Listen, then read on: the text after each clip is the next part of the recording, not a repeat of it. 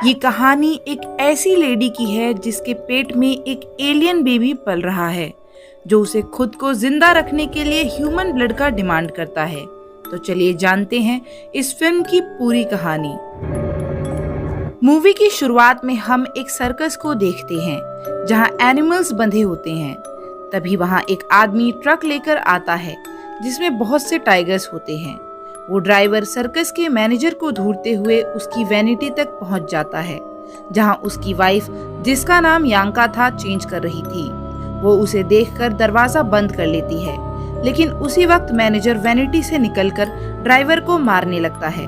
जब यांका बाहर निकलती है तो वो मैनेजर उसे भी धक्का देकर चला जाता है। रात के वक्त हम देखते हैं कि सर्कस में एक ट्रेनर टाइगर्स को ट्रेन कर रहा होता है। तभी वहाँ मैनेजर आता है और यांका के बारे में पूछने लगता है। दरअसल यांका ट्रेनिंग के लिए थोड़ा लेट हो गई थी, लेकिन यांका जब वहाँ आती है तब मैनेजर उसे बहुत बुरी तरह ट्रीट करता है और घसीटते हुए केज के अंदर डाल देता है। यांका पहले तो प्रैक्टिस करने की कोशिश करती है, लेकिन टाइगर के पास आते ही वो नर्वस हो जाती है और बाहर निकलकर रोने लगती है। ड्राइवर ऑडियंस सीट पर ये सब बैठकर देख रहा होता है और वो तुरंत यांका के पीछे जाता है मौके का फायदा उठाने, जहां यांका उसे देखकर टूट जाती है और उसे किस करने लगती है। लेकिन तभी मैनेजर के आने की आवाज सुनकर ड्राइवर यांका को धक्का देकर भाग जाता है और मैनेजर भी यांका को बहुत मारता है। उसके बाद वो केबिन में आकर काम करने लगता है, जहां थोड़ी देर बाद उसे बाहर से कुछ आवाज आती है।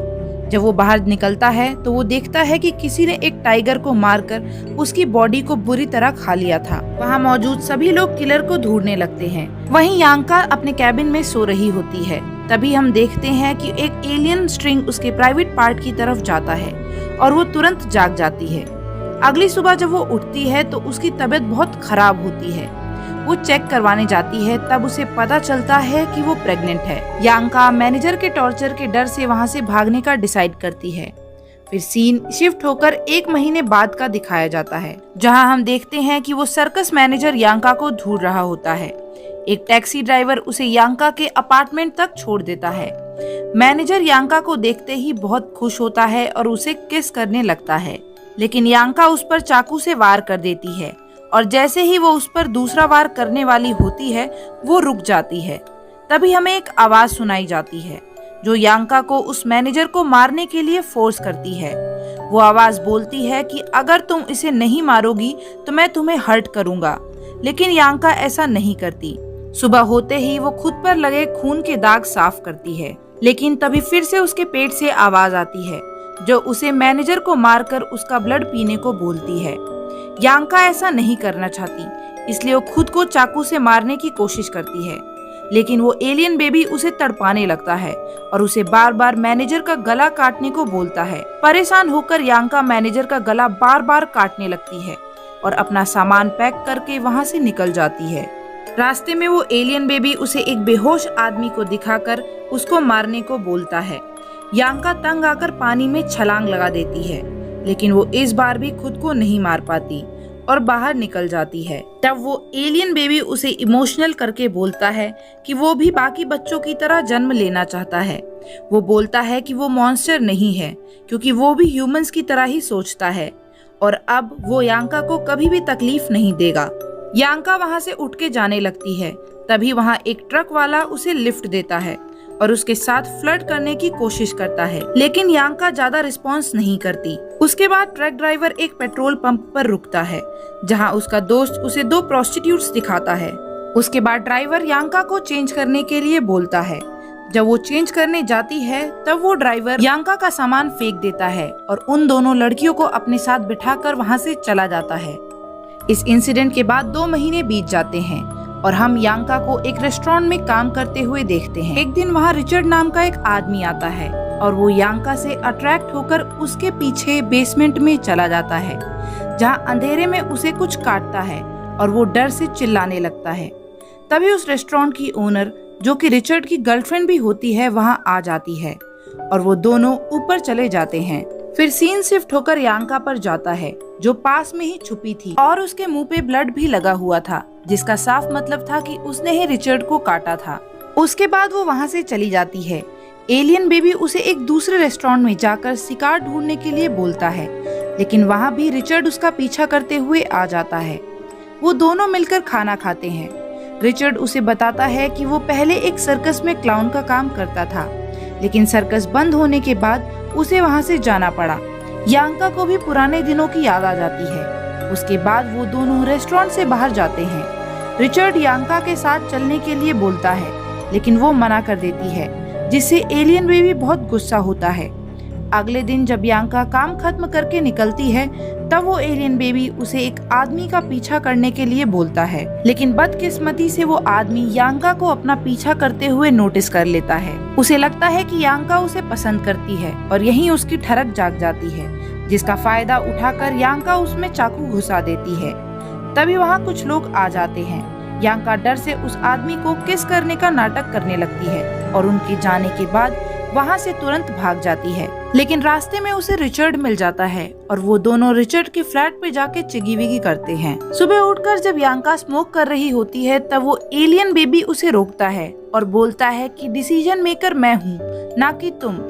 इतनी बंदिशों से तंग आकर यांका खुद को चाकू से मारने की कोशिश करती है, लेकिन रिचर्ड उसे ऐसा करते हुए देख लेता है और उसे आकर रोकता है। वो यांका को शादी का ऑफर भी देता है, लेकिन यांका उसमें कैंची घुसाकर उसे मार देती है। तभी उसकी गर्लफ्रेंड वहाँ उस फ्लैट पे आ जाती है और रिचर्ड को ढूंढने लगती है। यांका उसे उसी रूम में बंद कर देती है, जहाँ रिचर्ड की बॉडी देखकर उसकी गर्लफ्रेंड डर जाती है और यांका वहाँ से भी भाग जाती है। उसके बाद सीन शिफ्ट होकर 6 महीने बाद का दिखाया जाता है, जहां एक आदमी टैक्सी बुलाता है जिसे यांका चला रही होती है। तभी वो एलियन बेबी उसे पास में ही जॉगिंग कर रहे एक आदमी को मारने को बोलता है। यांका ऐसा ही करती है और उस पर गाड़ी चढ़ा देती है और रॉड से मार मार के उसके सर को अलग कर देती है।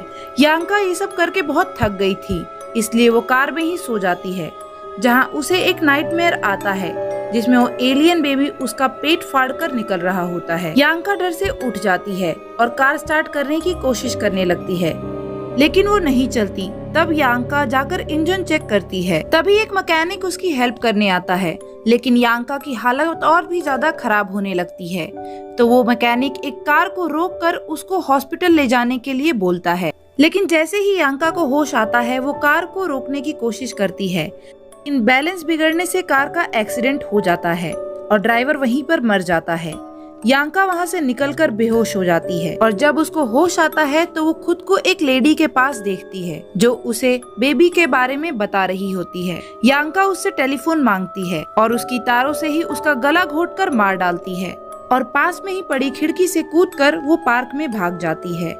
वो एलियन से उसके पैदा होने के बारे में पूछती है और बोलती है कि वो तो कुछ ही दिनों में मर जाएगा, जिस पर एलियन बोलता है हाँ, लेकिन मैं दोबारा जिंदा हो जाऊंगा अगर मैं अपने नेचुरल एलिमेंट यानी समुद्र में जा पाऊं। वो यांका से बोलता है कि तुम मुझे समुद्र मत ले जाओ, लेकिन मुझे खून लाकर दो। यांका भी बहुत वीक हो चुकी थी, इसलिए वो मना कर देती है।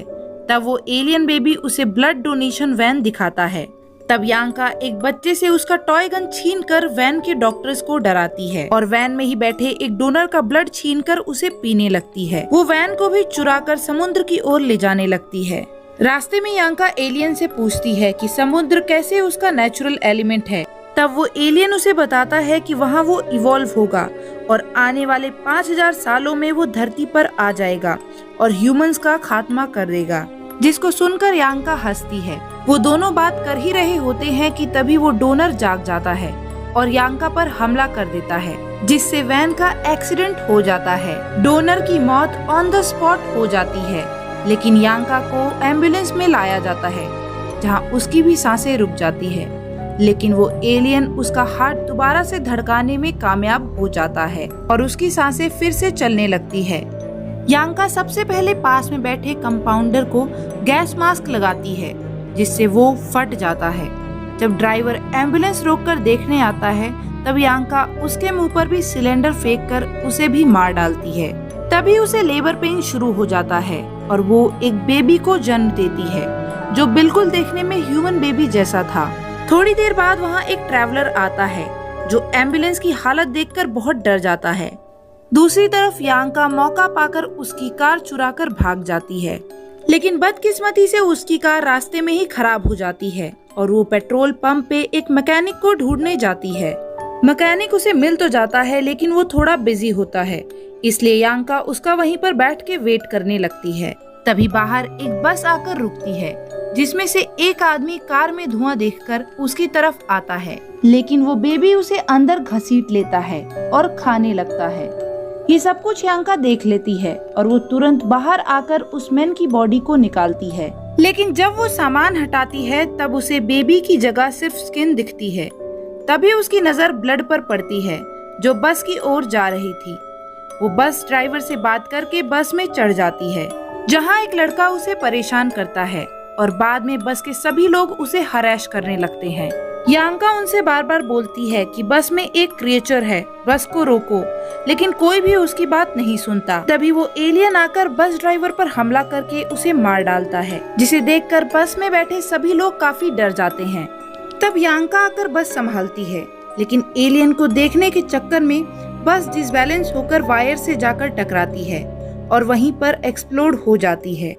लास्ट में हम देखते हैं कि एलियन समुद्र तक पहुंच जाता है और मूवी का यहीं पर sad but complete the and हो जाता है।